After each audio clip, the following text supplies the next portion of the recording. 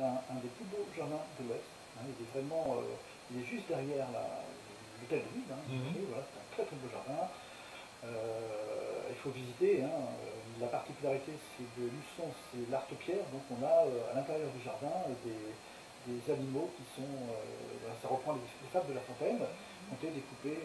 Ah ouais. Oui, il faut y aller. Hein, faut ah ouais, il faudra qu'on aille visiter. Oui, honnêtement, c'est un des plus beaux jardins de l'Ouest, même s'il a beaucoup souffert ces dernières années d'arbres malades, voilà, de différentes choses, mais c'est un des plus beaux jardins qui a été légué d'ailleurs, hein, il y a une histoire, c'est une legs, par un Pierre Hyacinthe lui-même, alors je ne sais plus en 1800 et quelques, peut-être que Sonia va nous donner la. Non, je ne l'ai pas, mais je l'ai lu, mais oui, tout voilà, à fait. Hein, et on ne peut pas y faire, on peut pas y faire n'importe quoi, c'est pas ça, mais il a légué, du coup, à l'intérieur, on peut faire que des manifestations avec des entrées gratuites. Voilà. D'accord, d'accord. C'est un très très beau jardin.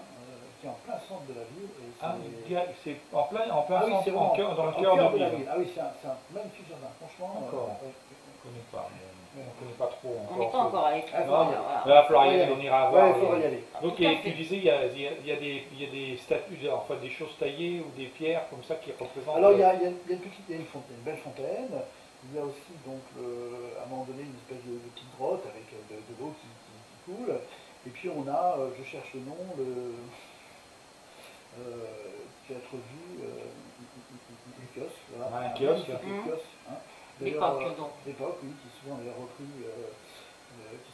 d'ailleurs, qui a été repris récemment, en tout cas, dans les campagnes électorales, mais ce kiosque, donc, qui a été d'ailleurs retenu par la Fondation, par le patrimoine, les fameuses actions qui ont été faites avec, il s'appelle, l'artiste, pour la télévision, là. Je sais qu'on en voit beaucoup des artistes à la Oui, télévision. c'est pas un artiste, mais plus un animateur. Un animateur, un jeune. Il y a eu le loto du patrimoine. Ah oui, Berne, Stéphane Bern. Ce kiosque a été retenu effectivement pour. Ah d'accord. Retenu, je crois qu'il y a deux choses qui ont été retenues sur la Vendée, et donc ça en fait partie. Ça en fait partie. Donc il y a une rénovation qui est prévue. D'accord, ok. Donc c'est quelque chose d'agréable et de joli à visiter. Ah oui, franchement, oui. Ça n'a pas été un choix, c'était un choix, mais en fait, ce qui s'est passé, c'est que donc, je travaillais donc, dans la presse, donc j'étais chargé, donc j'étais responsable du dépôt de presse, donc de nuit, donc c'était distribution de Ouest France, mais aussi de tout ce qui était journaux, magazines, dans les 60 magasins, donc ça allait de Saint-Hermine jusque sur la côte, c'était, enfin voilà, c'était assez important. Et on avait le Ouest France, donc on recevait le Ouest France à 10h du matin, et un jour, il y a eu une annonce, c'était marqué que le club d'athlétisme cherchait des bénévoles, voilà, qu'il y avait une réunion pour ceux qui étaient intéressés. Je ne sais pas pourquoi, voilà, je dis tiens, mais l'athlétisme, pour moi, mon sport favori, c'est l'athlétisme. Je suis athlète, donc du athlétisme. J'ai fait sport-études à Fontainebleau il y a déjà quelques années, voilà. Et bon, j'étais à cette réunion. Et effectivement, je ne savais pas ce qu'était le côté associatif, mais on m'a vu venir. Et on m'a dit, tiens, voilà, un bon petit gars, qui en veut et tout, alors que mes enfants ne faisaient pas l'athlétisme, ils étaient trop jeunes. Et finalement, là encore, c'était différent que sur le truc de travail, je suis rentré, j'ai dit, écoute, je suis le nouveau président du club.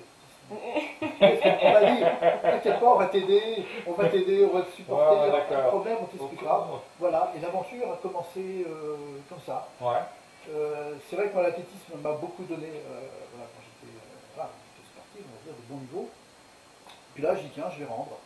Et c'était un engagement, voilà, j'avais envie de donner, j'ai envie de. En plus, c'est vrai que le fait de travailler de nuit, même si j'étais fatigué, me permettait d'être disponible. Donc j'ai commencé par là. Donc on s'est fait des amis, mais c'était pas le but, c'était pas le but. Mais donc il y a eu l'organisation des Folies Luçonnaises pendant 7 ans, j'étais président pendant 7 ans. Donc c'est l'organisation des Folies Luçonnaises, 10 km, voilà, c'est une course importante. Et puis développement club, du club, voilà, même si on n'avait pas de d'athlétisme digne de ce nom. Les effectifs ont augmenté, on a des résultats, et puis j'ai côtoyé aussi d'autres personnes. Président du club, voilà. Ça s'est fait naturellement. Ça s'est fait naturellement, voilà. Il n'y avait aucune arrière-pensée et tout, et puis un beau jour, c'est vrai qu'on côtoyait automatiquement le maire, les sports, voilà. Les élus, voilà, il y avait un office des sports, et c'est vrai que, comment dire, on m'a sollicité, on m'a dit, tiens, François, on va te rencontrer, voilà. Est-ce que tu fais partie d'une nouvelle équipe? Alors, j'ai dit non, parce que moi, non, je suis responsable d'une Je me association. suis fait avoir Je une ne fois. veux pas. Non, mais c'est pas. Oui, mais ça, non, mais c'est surtout, Non, je me suis dit. c'est pas non, ça, non, c'est justement le côté je m'occupe politique de la... des choses fait que je ne voulais pas Oui.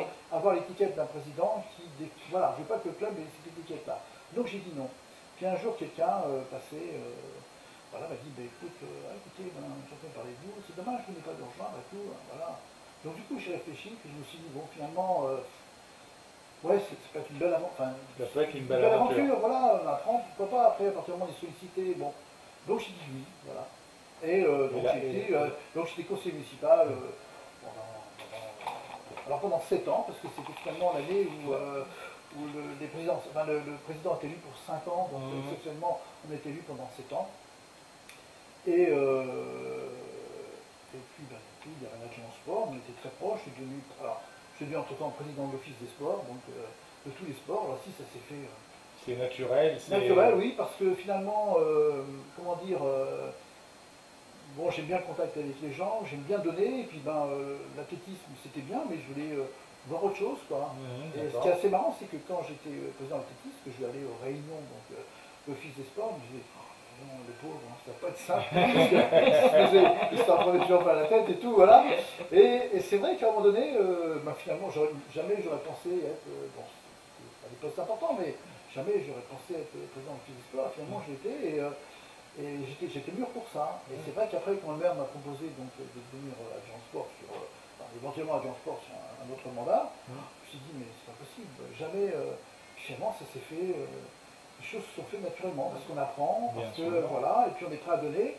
Et puis surtout quand vous avez des gens qui vous suivent, qui vous suivent et qui vous aident.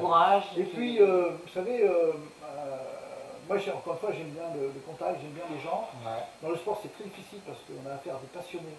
Donc c'est toujours très difficile de pouvoir répondre facilement, voilà, positivement. Mais j'ai toujours essayé de faire au mieux, d'être au plus proche et voilà, après on n'a pas non plus des moyens extensibles. Voilà, donc je veux dire, je suis arrivé à Adjoint Sport par la force des choses, mais sans le vouloir.